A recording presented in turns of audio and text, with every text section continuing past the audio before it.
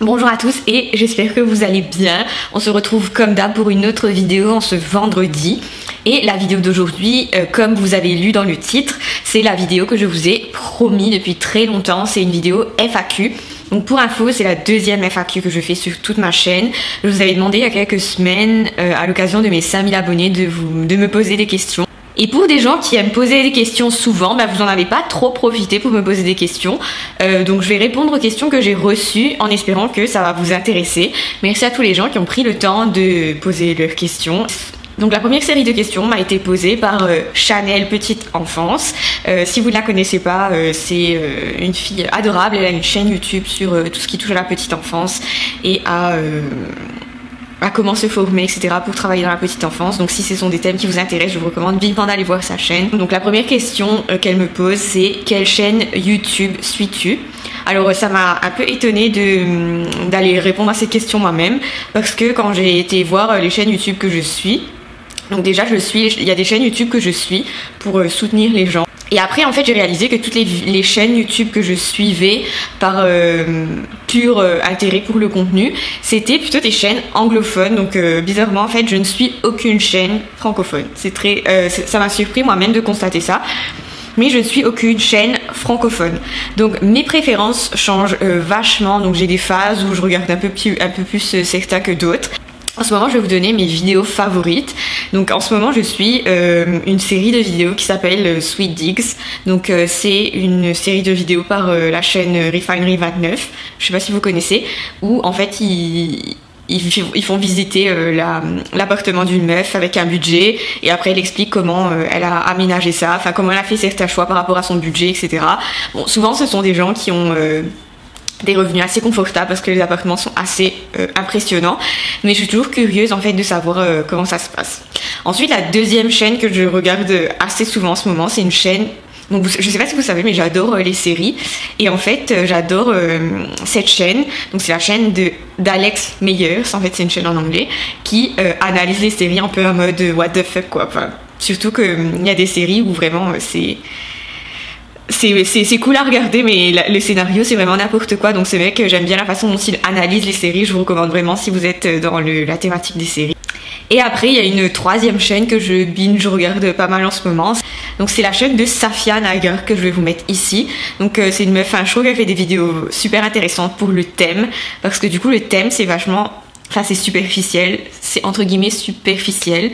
Elle fait des expériences en mode j'ai mélangé 300 rouges à lèvres, je vais voir ce que ça donne, ou j'ai acheté un jean super long. Enfin, elle teste des idées super farfelues.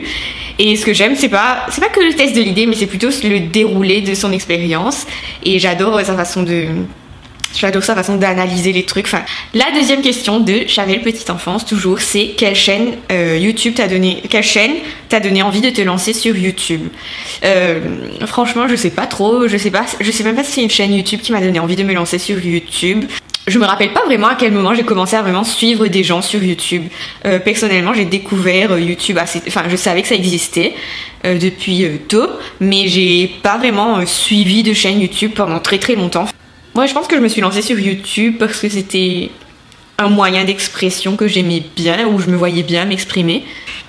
Alors ensuite, une autre question, c'est quel âge as-tu? J'ai 28 ans et 28 ans et demi ce mois-ci. Donc voilà, bientôt 30 ans. Encore une autre question de Chanel Petite Enfance, c'est que penses-tu de l'article 13 que YouTube va peut-être mettre en place? Donc effectivement, c'est un thème important cette année, parce que si vous n'êtes pas au courant, il y a l'article 13 qui va paraître, qui a déjà été voté, mais on ne sait pas comment YouTube va pouvoir l'implémenter. Il me semble que c'est en janvier que les premiers changements vont être effectifs. Et d'ailleurs, YouTube a créé une grosse campagne sur l'article 13, etc., sur à inciter les créateurs sur YouTube à défendre cette loi, qui est clairement pas en leur faveur en fait.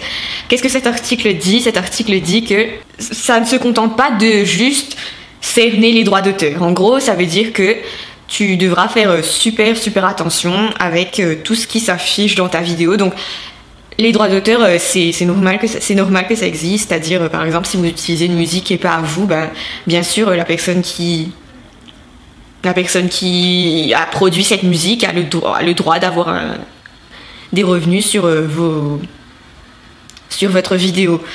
Là où je trouve pas ça trop logique en fait, c'est que maintenant ça va être non seulement la musique, mais ça va être aussi tout ce qui est visuel. Donc par exemple, si vous affichez dans votre vidéo une certaine marque quelque part dans votre décor en fait, ben il se peut que la marque puisse toucher des droits d'auteur sur votre vidéo. Donc je sais pas si vous savez comment ça fonctionne YouTube, mais par exemple, si j'utilise ne serait-ce que 2 secondes d'une musique de quelqu'un dans ma vidéo, et ben l'ensemble des revenus de la vidéo, si elle est monétisée, vont à cette personne-là. Bon, en quelque sorte, je trouve ça un peu pas justifié par rapport au temps. Donc je comprends, les auteurs doivent être rémunérés, etc. Mais c'est juste qu'il y a avec cet article 13, il y a une disproportion. Là, je sais que les sanctions ont déjà commencé à être appliquées, par exemple, faire des tutoriels sur des logiciels, par exemple Photoshop, etc. J'ai vu des gens se faire sanctionner et enlever leurs vidéos de YouTube parce que du coup, le logiciel n'appartient pas à la personne. Et voilà. Donc je pense que l'article 13, ce sera vraiment une catastrophe. Pas seulement pour les créateurs, mais aussi pour YouTube. Et personnellement, je trouve pas ça normal en fait de donner 100% des revenus de la vidéo à quelqu'un si tu n'as utilisé que 2 secondes d'une musique. Merci pour ces questions. Ensuite, l'autre question, en fait, c'est des questions de Nathalie qui m'a posé un ensemble de questions et de suggestions de vidéos, et dedans j'ai pris les questions que je pouvais utiliser pour la FAQ parce que je ne compte pas faire de vidéo là-dessus. Donc la première question, c'est: as-tu des routines? Effectivement, j'ai des routines. Personnellement, je trouve ça un peu pas débile, mais pas du tout naturel en fait, les routines qu'on trouve sur YouTube, etc. Personnellement, j'ai des routines que j'implémente même sans réfléchir, donc j'ai pas une routine consciente. Donc je sais pas si ça répond à la question. Il y aura une autre question là-dessus, je crois, donc je vais y répondre plus loin. Ensuite, une autre question, c'est les livres que je lis, et notamment, je crois que tu m'avais demandé les livres sur le développement personnel plus que sur l'argent. Si vous ne savez pas, en fait, j'ai une page entière dédiée à tous les livres que je lis, que j'ai lus. Donc je vais vous mettre le lien en barre d'infos, comme ça vous allez pouvoir voir un peu les livres. Je mets à jour peut-être tous les 3 mois, comme ça je mets tout à jour d'un coup. Il y a des livres dans toutes les catégories, développement personnel, finance, un peu de tout, un peu de business aussi. Donc si ça vous intéresse, allez cliquer sur le lien. Ensuite, j'ai une question de Florian, merci pour cette question, qui me demande: si tu devais retenir une journée de 2018, laquelle serait-ce? Alors, 2018, il s'est pas passé beaucoup de choses pour moi, mais une journée que j'ai beaucoup aimée, c'est la journée où j'étais allée retrouver mes parents. Enfin, en tout cas, c'est la journée qui me vient le plus en tête. Il y a eu beaucoup de choses marquantes en 2018, notamment le fait que j'ai lancé le site, les premières formations, etc. Mais bizarrement, en fait, comme c'était ultra progressif en intensité, donc ouais, la journée qui m'a le plus marquée, c'était celle où j'ai pu retrouver toute ma famille cette année, enfin en 2018, en vacances quand j'étais allée à l'île Maurice.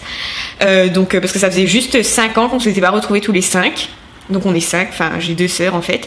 Donc ça faisait 5 ans, donc pour moi c'était une journée super importante et que j'ai hâte de refaire. Donc voilà, merci pour cette question. Il y a Audrey qui me pose une question, qui me dit: dans quelle région es-tu? Donc j'habite dans la région du Grand Est. Avant j'habitais en région parisienne et après j'ai bougé, comme si vous savez, j'ai bougé dans la région Grand Est parce que je connaissais déjà, donc j'avais déjà fait mes études dans cette région et je connaissais un peu. C'est une région qui est plutôt calme, où il se passe pas forcément beaucoup de choses, surtout par rapport à Paris et sa région.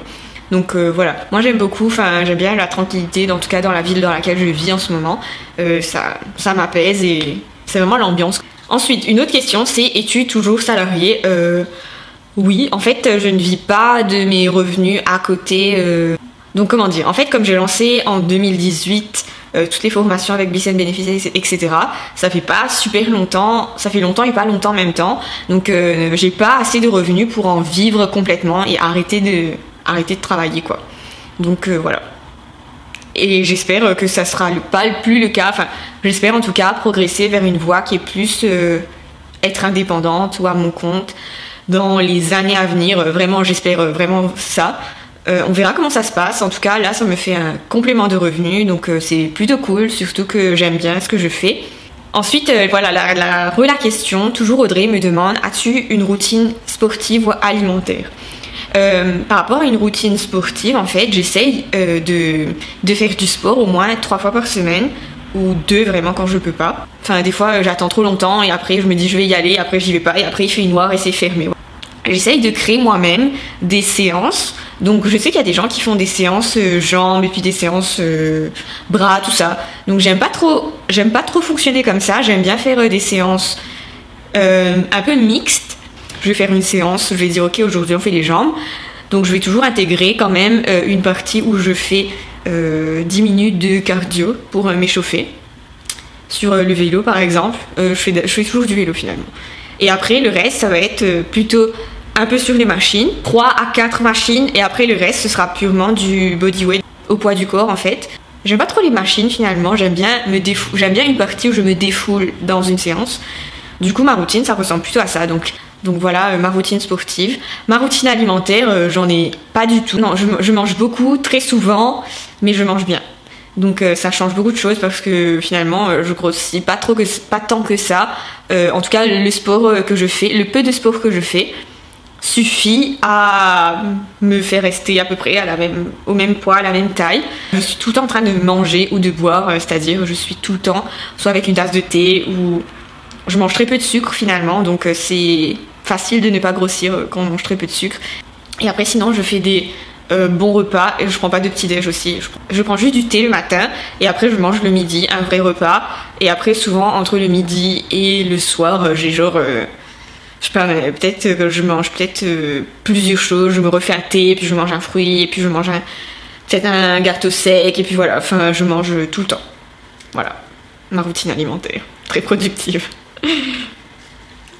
Et une dernière question, c'est que penses-tu de l'achat de sa résidence principale?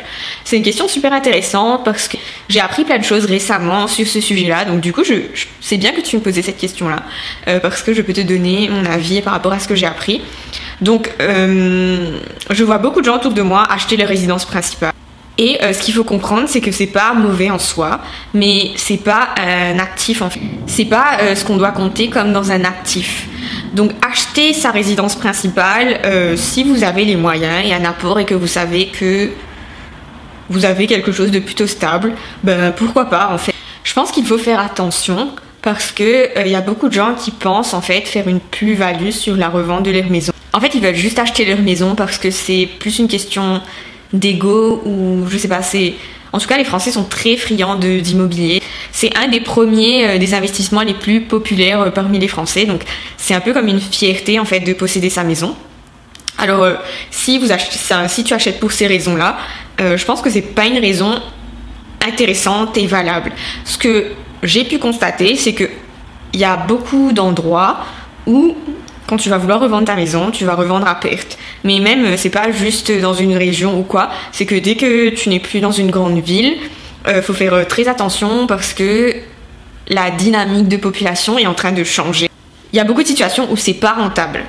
Faut bien faire le calcul en fonction de la ville, en fonction de la dynamique de la ville, des logements vacants, etc. Si c'est pour faire plus de sous, je suis pas sûre que ce soit une stratégie pertinente. Je pense que ça reste aujourd'hui, ça reste la location. Après, si vraiment c'est pour une stratégie long terme, alors ouais, pourquoi pas, faut vraiment savoir. En tout cas, mon avis, c'est que moi, je me vois pas acheter quelque chose là maintenant. Donc, je suis toujours locataire en fait. Je me vois vraiment pas acheter quelque chose, tout simplement parce que je ne sais pas si je suis prête à investir dans un endroit où je ne suis pas sûre en fait que les prix vont augmenter après. Enfin, parce que j'habite dans un centre-ville, je pense que je me poserais la question. Mais si j'habitais vraiment dans un endroit un peu plus loin du centre-ville, j'aurais des doutes sur la pertinence de mon projet parce que j'aurais des doutes sur le fait que je puisse soit le louer à un bon prix, soit le vendre à un bon prix. En tout cas, tout ce que je vois moi aujourd'hui, c'est que les gens vendent en perdant de l'argent. Et ça, j'en ai parlé à plein de gens qui achètent en ce moment. Le premier critère, c'est financier avant tout. Donc voilà, c'est le critère qu'il faut voir en fait. Ne pas perdre beaucoup d'argent pour rien. Et finalement, pour quelqu'un qui n'a pas de projet fixe, je pense que c'est le mieux de louer. Voilà. Donc voilà, c'était la FAQ des 5000 abonnés. Merci à tous ceux qui m'ont posé une question. Si vous avez d'autres questions, je vous conseille de les noter pour me les poser à une prochaine FAQ. Voilà, donc cette vidéo est finie, elle était assez longue, j'espère que j'ai répondu à vos questions. Je vous remercie infiniment pour tout et je vous retrouve très vite pour une prochaine vidéo et en attendant, prenez soin de vous.